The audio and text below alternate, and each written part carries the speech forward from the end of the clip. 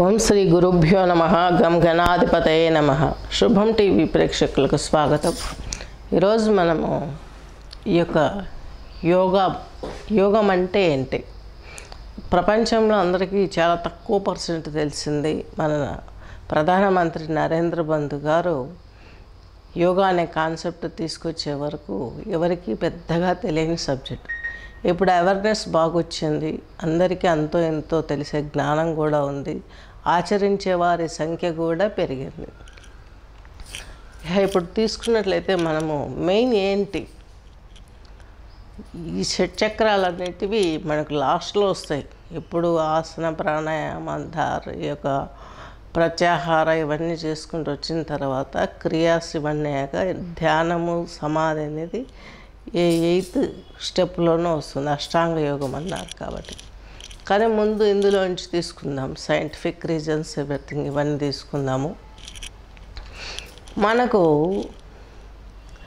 ఈ యొక్క సహస్రార చక్రం అంటే బ్రహ్మ పదార్థము, ఆజ్ఞ అర్ధనారీశ్వరులు, ఇక్కడికి వచ్చేసరికి విశుద్ధానికి వచ్చేసరికి బ్రహ్మరాంబిక మల్లికార్జులు, నెక్స్ట్ వచ్చేసి ఇక్కడ అనాహతానికి వచ్చేసరికి రుద్రుడు మహాకాళి, ఇక్కడికి వచ్చేసరికి మణిపూరక చక్రానికి వచ్చేసరికి విష్ణువు మహాలక్ష్మి, నెక్స్ట్ వచ్చేసి ఈ యొక్క స్వాధిష్టాన చక్రానికి వచ్చేసరికి బ్రహ్మ సరస్వతులు, ఇక్కడ మూలాధారానికి వచ్చేసరికి శివుడు దుర్గా.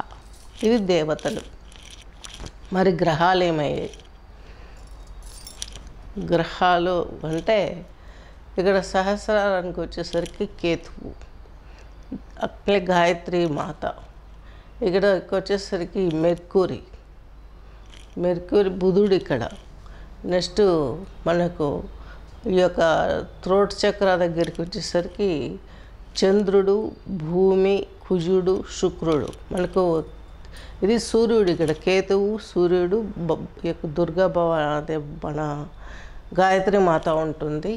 నెక్స్ట్ ఇక్కడికి వచ్చేసరికి బుధుడు అంటే సూర్యునికి 2వ స్థానంలో ఉన్నవాడు బుధుడు, మెర్క్యూరీ. ఆలోచనలు, తరంగాలు, అతిగా మాట్లాడడము, అతి ఆలోచనలు, మనిషి ప్రబలోపితం కావడం, ఇవన్నీ ఇక్కడ జరుగుతుంది. నెక్స్ట్ థ్రోట్ చక్రాకు వచ్చేసరికి శుక్రుడు. బుధుని తర్వాత మనకు సౌరమండలంలో ఎవరు ఉంటారు? శుక్రుడు ఉంటాడు. ఆ శుక్రుని తర్వాత మనకు భూమి వస్తుంది. మనం అంగారకుడు అని చెప్తున్నాము. అంగారకుడు ఎవరు? ధరణీపుత్రుడు, భూదేవి కుమారుడు. కాబట్టి ఆయన ఇక్కడే ఉంటున్నాడు. నెక్స్ట్ చంద్రుడు మనకు ఉపగ్రహం, భూమికి ఉపగ్రహమైనటువంటి వాడు చంద్రుడు. అలాగే లక్ష్మీదేవి సోదరుడు అని కూడా పిలుస్తాం మనం.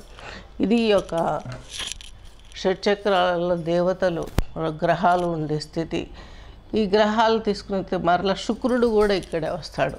శుక్రుడు రజోగుణాన్ని ప్రేరేపిస్తుంటారు. ఆలోచనలు, కోరికలు ఎక్కువ అవ్వడం, మనసు క్షణం తీరిక లేకుండా ఉండడం, ఇవన్నీ జరుగుతూ ఉంటాయి. నెక్స్ట్ వచ్చేసరికి ఈ యొక్క అనాహత చక్రం, ఇక్కడ రుద్రుడు మహాకాళి, ఈ యొక్క చక్రానికి అధిదేవతలు. అలాగే ఇక్కడ మణిపూర చక్రానికి వచ్చేసరికి వీళ్ళంతా ఇక్కడ మధ్యమం, ఈ పైనుంచి ఉన్నదంతా కూడాను మనకు స్థిరస్వరూపులైనటువంటి వారు. ఈ కింది చక్రాలకు వచ్చేసరికి వీళ్ళు కూడా కొన్ని వేల కోట్ల సంవత్సరాలకి జపం చేస్తూ ఈ యొక్క విష్ణుమూర్తి పరిపాలన చేస్తూ విశ్వాన్ని కొన్ని వేల కోట్ల సంవత్సరాలకి ఆయనకు కూడా ఇంకో జన్మ స్థిరత్వానికి వెళ్ళిపోతాడు. అలాగే బ్రహ్మ, ఇక్కడ కూడా ఈయనకు ఒక ఆయు ప్రమాణం ఉంటుంది. ఇన్ని మనవంతరాలు, ఇన్ని యుగంలో ఈ టైంలో ఈయన కూడా వేరే జన్మ తీసుకుని వెళ్ళిపోతాడు ఉన్న స్థాయికి అనేసి ఉంటుంది. ఇక్కడ బ్రహ్మ సరస్వతి. ఇక్కడ మూలాధార చక్రం దగ్గరికి వచ్చేసరికి మనకు ఈ యొక్క వినాయకుడు అని చెప్తున్నారు. వినాయకుడికి యాక్చువల్లీ ఇక్కడ జరుగుతుంది, సహస్రార కమలంలో జరుగుతుంది. ఎందుకంటే ఆది పూజ్యుడు ఆయనే కాబట్టి అలా తీసుకుంటాము. ఇప్పుడు అందరూ వరల్డ్ వైజ్ తీసుకునేది ఇక్కడ తీసుకుంటున్నారు. దానికి రీజన్ ఉంది.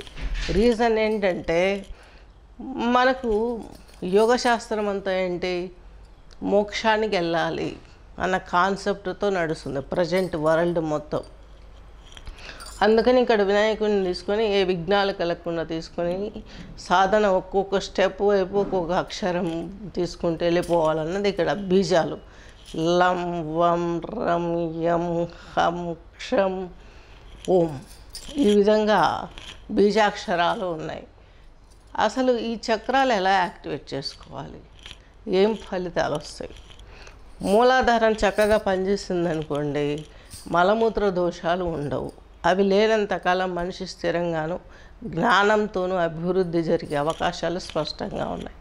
నెక్స్ట్ స్వాదిష్టాన చక్రాన్ని సెక్స్ చక్ర అంటారు. ఇందులో సమస్యలు రానంత వరకు సంతానలేమి సమస్యలు ఉండవు. అలాగే ఋతుక్రమంలో వచ్చే ప్రాబ్లమ్స్ అన్నీ క్లియర్ అవుతాయి. మనిషి అటు ఇటు తడబడే స్వభావం నుంచి బయటపడతాడు. నెక్స్ట్ మణిపూరక చక్రం దగ్గరికి వచ్చేసరికి జఠరాగ్ని. ఇక్కడే మనకు నాభిలో సమాన వాయువు అనేది ఉంటుంది. ఈ జఠరాగ్నికి సంబంధించింది.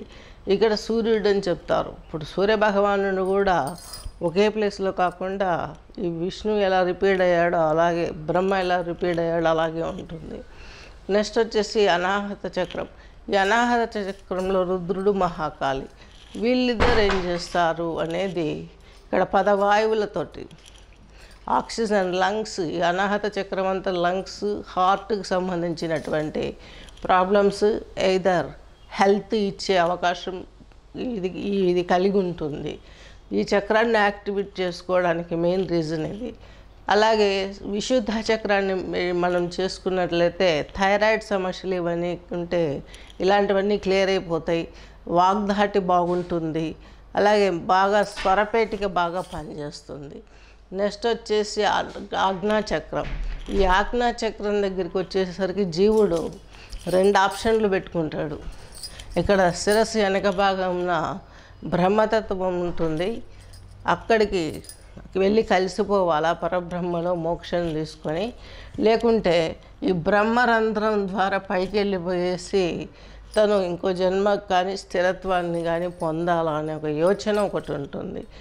కానీ యాజ్ యూజువల్గా తీసుకున్నట్లయితే మనకు ఇక్కడి నుంచి ప్రేరేపితం చేయటం చాలా కష్టం. అందుకనే కొన్ని వేల జన్మలు కావాల్సి వస్తుంది మోక్షానికి వెళ్ళాలంటే అంటారు. ఇంకా ఇది మామూలు సర్కిల్లో మనకు జరుగుతున్నటువంటి ఈ యొక్క చక్రాలు.